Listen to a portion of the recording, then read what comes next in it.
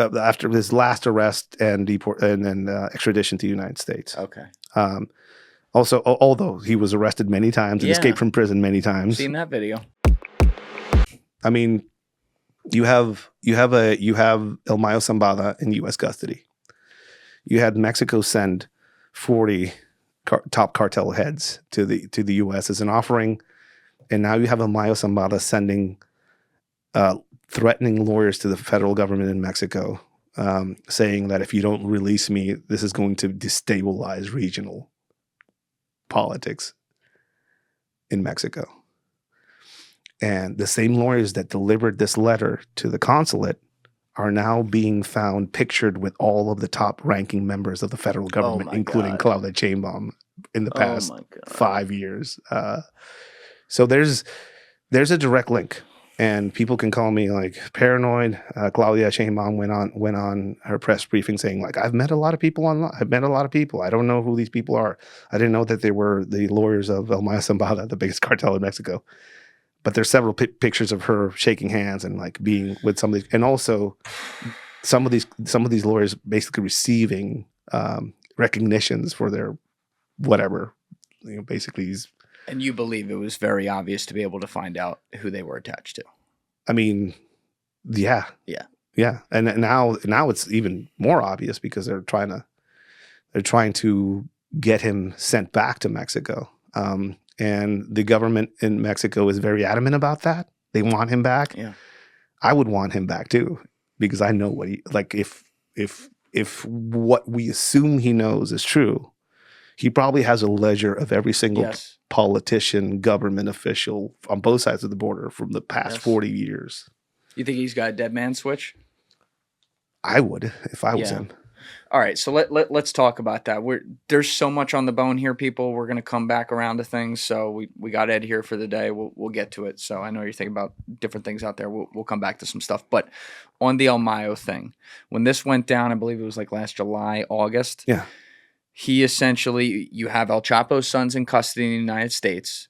Allegedly, there's information coming from them that's involved in El Mayo being kidnapped to be put on this plane, flown to the U.S., where he's met by fucking 15 different U.S. agencies, taken into custody. And the difference with him, the way I understood it, please correct me if I'm wrong, is that like El Chapo was kind of the flashy, I'm showing you who I am, celebrity kind of guy, whereas El Mayo was the quiet, like, I don't know, grandfatherly type back in the hills. I don't want to... he's abuelo. Right, yeah. Right. So what do you think that was there? What's the story that's...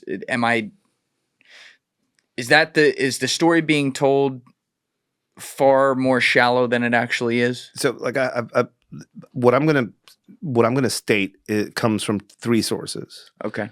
I have people that work in the special operations community in Mexico. Okay. I have friends who work in the new intelligence service in Mexico. This new federal police intelligence service in Mexico, who used to work with me, and now they're working at a high level there. And just people in Culiacan that didn't, talk about some of this shit. Mm-hmm. El Mayo Zambada started his career in Los Angeles. So if you want to think about the Sinaloa cartel is actually probably the Los Angeles cartel. A dude married his sister, who was a former Castro-era police officer that then disappears and then shows up in the U.S., right? A dude married his sister who was former Castro. Okay. Cuban... That's loaded. Cuban guy who was a former cop during the Castro days, then disappears and shows up in the U.S. Probably smells like CIA or some sort of like smells like that guy. Where was he on November 22nd, 1963? That's what I want to know. Who knows? Well, people can look this up, and he's a mysterious character. But this is the man that teaches El Mayo the ways of the transnational movement. El Mayo Zambada, smart individual, goes back and starts this organization. A lot of us thinking back on El Chapo Guzman from the Sean Penn nonsense that happened and all that. I don't even get started on that guy. But all that shit that happened, we were sold by the U.S. government. We were sold this. It was El Chapo Guzman and Osama fucking bin Laden were on the top of the most wanted list. You would assume that this El Chapo Guzman was this giant kingpin that was in charge of the whole of the Sinaloa cartel. When he gets arrested, nothing happens. Realistically, it's business as usual. In fact, it grows. This organization actually grows after his arrest. The first time he was arrested. After his last arrest and extradition to the United States. Okay. Also, although he was arrested many times and escaped from prison many times. Seen that video. One of them was through some of the same people that made his drug tunnels on the border went down and constructed this beautifully made tunnel. If you want to make a tunnel in a hurry underground, you have to shape it like this. This is like an arc with a point on it. Didn't it have like a motorcycle railroad track or something? Yeah. It had a motorcycle installed on a track. So as soon as he got down, he sped out of there. Again, I'm not El Chapo Guzman was a very smart man, but very smart man. But I think that his genius was in his. There he goes. Yeah, right there. Yeah, he's just pulled it up. Yeah, boop. Looks down. All of the people that are in charge of that security in this place were all fucking arrested, including the director. I think he's still in prison. They didn't do that.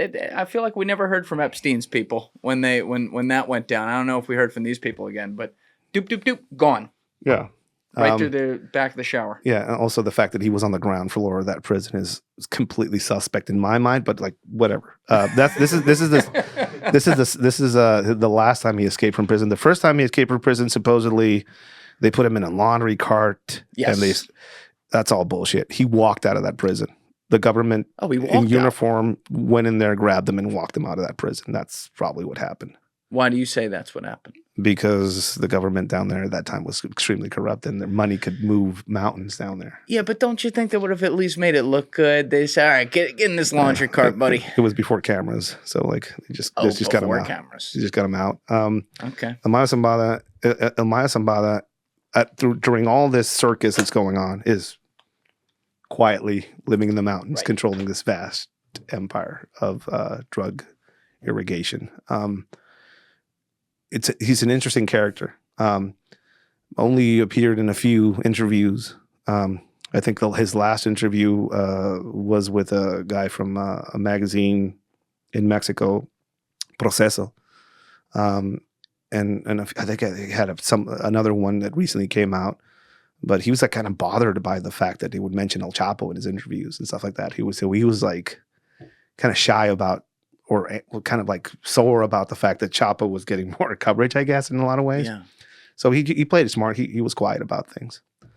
Hard to pin down. Nobody knew where he was. He rolled around with like a squad of people. What's the power sharing setup? Because like in the United States, we think about this, if we're looking on our end, we think like the 5 families and there's a boss and an underboss and whatever, but it's not like that with the cartels. Like back when it was, again, a functioning federation, like again, the Sinaloa cartel, I think is on its way to a full extinction. It was a federation, families controlling territories, having some sort of alliance.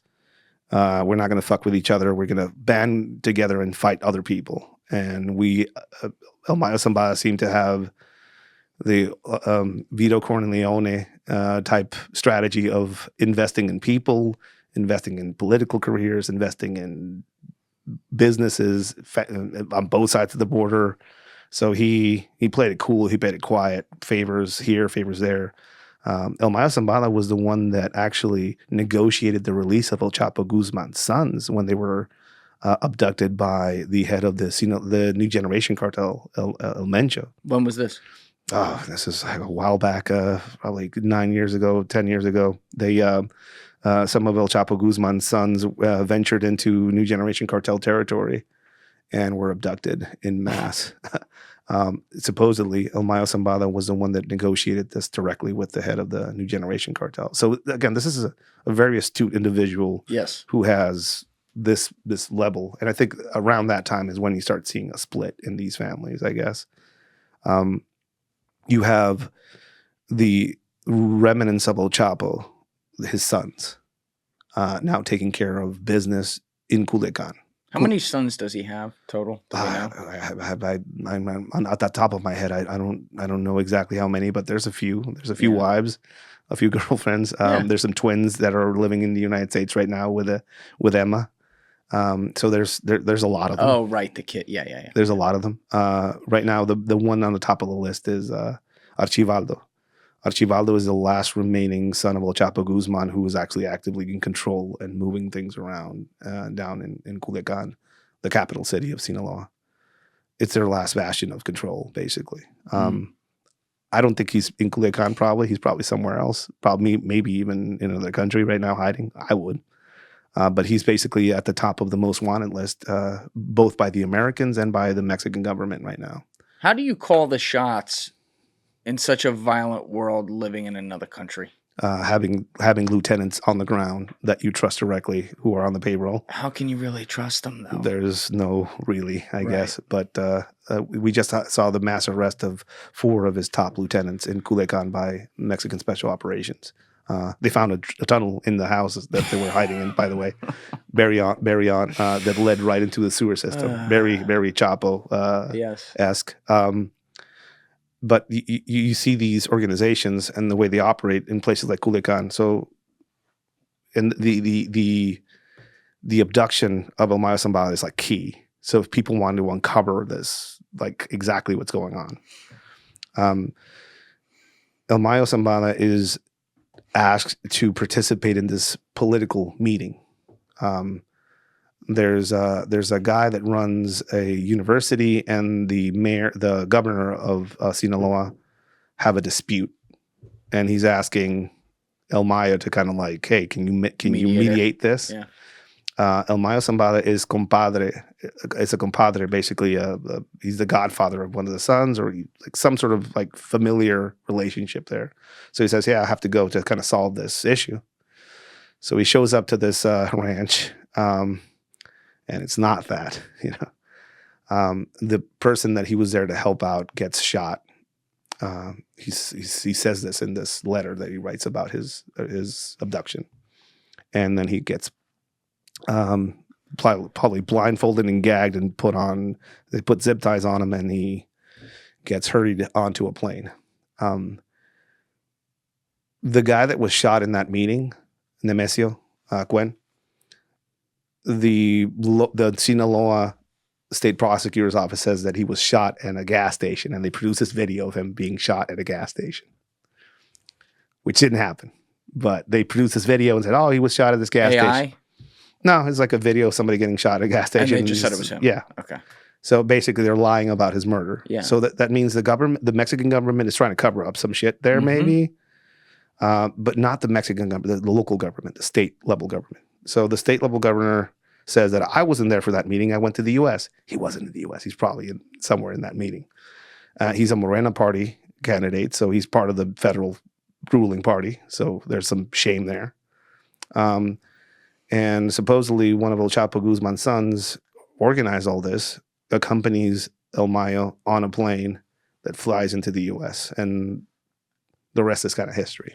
Thank you guys for checking out this clip. If you haven't already subscribed, please subscribe and hit the like button on this video. It is a huge, huge help. And if you'd like to check out this clip's full podcast episode, that link is in the description below or right here. And finally, you can follow me on Instagram and X by using the links in my description below.